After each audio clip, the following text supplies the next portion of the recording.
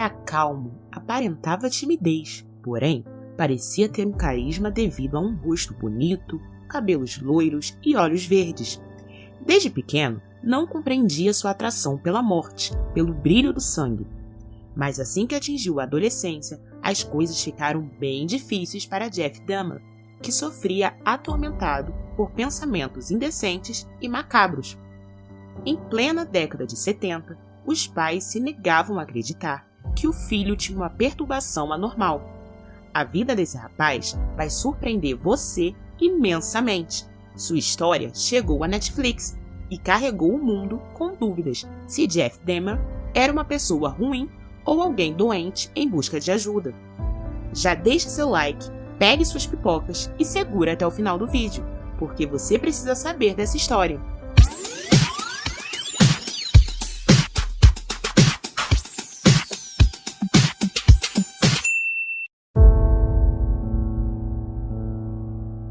Jeffrey Lionel Dahmer nasceu em 21 de maio de 1960, na cidade americana de Milwaukee. Não existe um consenso a respeito de como foi sua infância. De qualquer forma, a casa de Dahmer era cercada de problemas. Sua mãe usava medicação de forma compulsiva. O pai tinha casos extraconjugais e não parava em casa. Psiquiatras acreditam que a soma de todos esses fatores possa ter influenciado a mente do garoto. Quando ainda era uma criança, Dahmer nutriu uma obsessão por ossos de animais, principalmente aos sons feitos por eles e a maneira com que se encaixavam. O interesse macabro foi encorajado pelo próprio pai, que esperava despertar no garoto uma veia científica e fazê-lo se interessar por alguma atividade. O pai ensinou as técnicas de preservação de ossos, como ferver até soltar toda a carne e mergulhar em alvejante para clarificá-los. Aos 10 anos de idade, Jeff começou a fazer ele próprio seus experimentos. Mais tarde, Jeff aproveitou todo esse aprendizado para preservar os crânios de suas vítimas. Enquanto demonstrava timidez, sua cabeça fervilhava de ideias mórbidas. Assim que entrou na adolescência, seu interesse por sangue e ossos aumentaram, e com isso vieram as ações dos hormônios comuns da idade. Ele mesmo contou que seus pensamentos o perturbavam severamente. Ele tinha vontade de beber sangue e tocar os órgãos internos das pessoas. Mas ele sabia que isso não era normal, e aos 14 anos começou a beber para enganar o cérebro e acalmar os pensamentos estranhos. Dahmer se descobriu como homossexual na adolescência, mas manteve isso em segredo. As fantasias carnais gradualmente se entrelaçaram com seus hábitos de dissecação, sangue e ossos. A primeira vítima. As coisas realmente saíram do controle em 1978, quando o rapaz completou 18 anos e ficou sozinho em casa por vários meses. No dia 18 de junho, enquanto dirigia seu carro, atraiu o jovem Stephen Hicks, da mesma idade, para sua casa, prometendo que o levaria a um show mais tarde. De início, a intenção era ter algum romance com o rapaz. Mas assim que Hicks ameaçou ir embora, Dahmer saiu do controle e o acertou 2 vezes com um halter de 5 quilos. Jeff, pela primeira vez, abusou do corpo morto, e isso foi absolutamente prazeroso. No dia seguinte, dissecou o corpo, removendo órgãos como o fígado e o coração, para comer, e enterrou. Semanas mais tarde, ele exumou o corpo e retirou a carne dos ossos e a dissolveu em ácido. Depois, triturou os ossos com uma marreta até virar pó. Seu pai, obviamente, desconhecia as atrocidades praticadas pelo filho e o incentivou a frequentar a Universidade de Ohio. Mas seu abuso com as bebidas alcoólicas estava fora de controle e ele foi expulso. Em janeiro de 1979, também por insistência do pai, Dahmer se alistou no exército. Ele foi descrito como um soldado normal, porém, mais tarde, 2 militares afirmaram terem sido dopados e depois abusados. Com isso, foi também expulso do exército. Aos 20 anos, passou a frequentar saunas e bares gays. Ele reclamava que seus parceiros se moviam muito rápido e que ele preferia que ficassem parados. Foi então que passou a colocar sonífero em suas bebidas para depois fazer o que desejasse. Depois de pelo menos 12 incidentes destes, Jeff foi proibido de entrar nas saunas e bares gays da cidade. A sequência de assassinatos. Em 20 de novembro de 1987, Dahmer havia completado 25 anos e morava com a avó. Se encontrou com Steve Tuomi, um rapaz de 25 anos, e o convidou a um hotel. Sua intenção era drogá-lo e abusar, mas o rapaz amanheceu sem vida.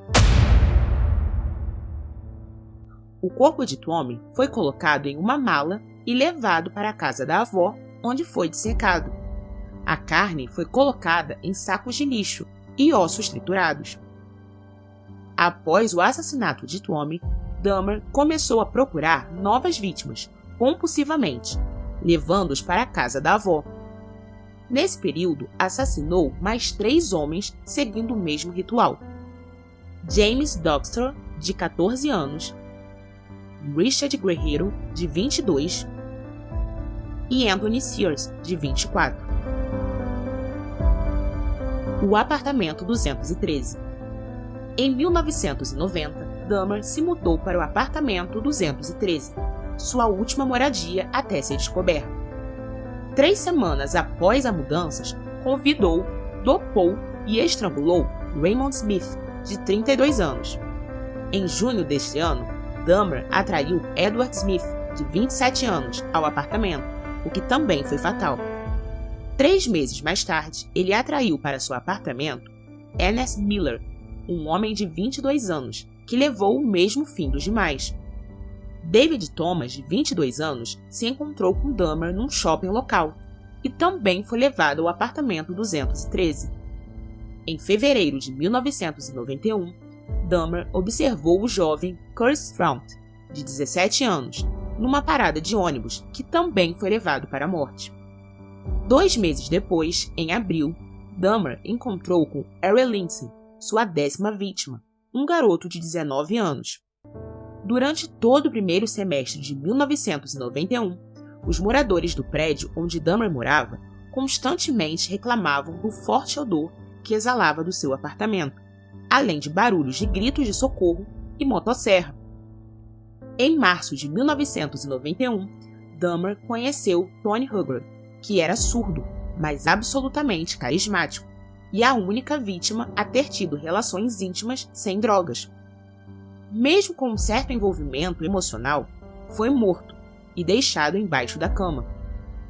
Dias depois, Jeff Dahmer conheceu o adolescente Conerak, de 14 anos, que teve a cabeça perfurada e injetada ácido clorídrico no seu lobo frontal, na esperança de criar um zumbi. O menino conseguiu fugir e foi visto pelos vizinhos, totalmente desorientado, mas Jeff o recuperou, contando a história de que seriam namorados e que o menino era maior de idade.